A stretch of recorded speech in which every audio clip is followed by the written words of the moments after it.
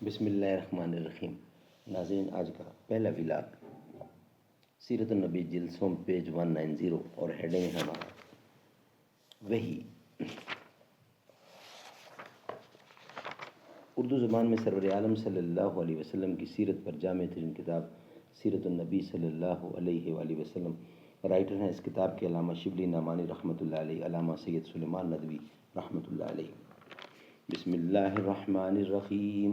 الحمد للہ رب العالمین والصلاة والسلام علی سید المرسلین وعلی آلہ واصحابہ اجمعین۔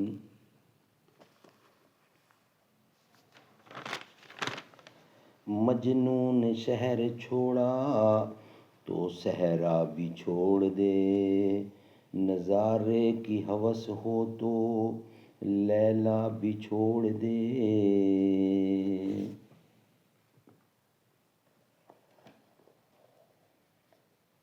یعنی گھنٹہ کی آواز کی طرح آواز کا آنا، سلسلہ جرس۔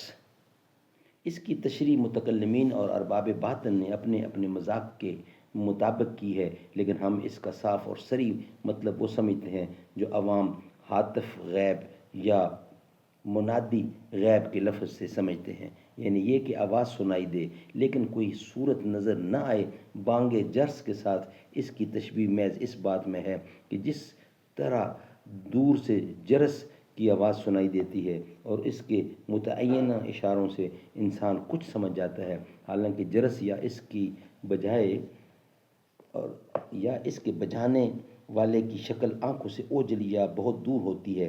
اس طرح پیغمبر کبھی دور سے منادی غیب کی آواز سنتا ہے لیکن کوئی مجسم شکل اس کے سامنے نہیں ہوتی۔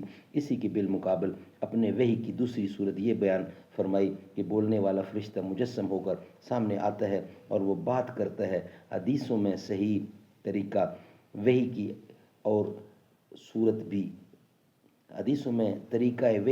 صورت بھی آئی ہے۔ آپ نے ارشاد فرمایا، ان روح القدس نفس فی روعی، روح القدس نے میرے دل میں پھونکا، اور کہیں یہ صیغہ مجہول کے ساتھ آیا ہے، نفس فی روعی، میرے دل میں پھونکا گیا۔ حافظ ابن قیم نے انہی حدیثوں کو پیش نظر رکھ کر وحی کی حسب ذیل قسمیں قرار دی ہیں۔ روائے صادقہ، سچ خواب دیکھنا، نفس فی الروح یا القا فی القلب، دل میں پھونکنا یا دل میں ڈالنا۔ نمبر 3، سلسلۃ الجرس، گھنٹہ کی آواز، یعنی جو گھنٹی ہوتی ہے، گھنٹہ کی طرح آواز آنا۔ تمثل، نمبر 4، فرشتے کا کسی شکل میں متشکل ہو کر نظر آنا۔ نمبر 5، فرشتہ کا اپنی اصل صورت میں نمودار ہونا۔ نمبر 6، وہ طریقہ مکالمہ جو معراج میں پیش آیا۔ نمبر 7، بلا واسطہ مکالمہ۔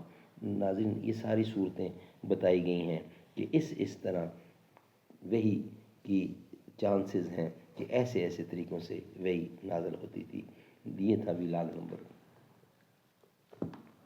2۔ انشاءاللہ ولاگ نمبر 1 کی صورت میں ہم آپ کا ولاگ کمپلیٹ کر چکے ہیں۔ اب ولاگ نمبر 2 آپ کے سامنے ہم رکھیں گے۔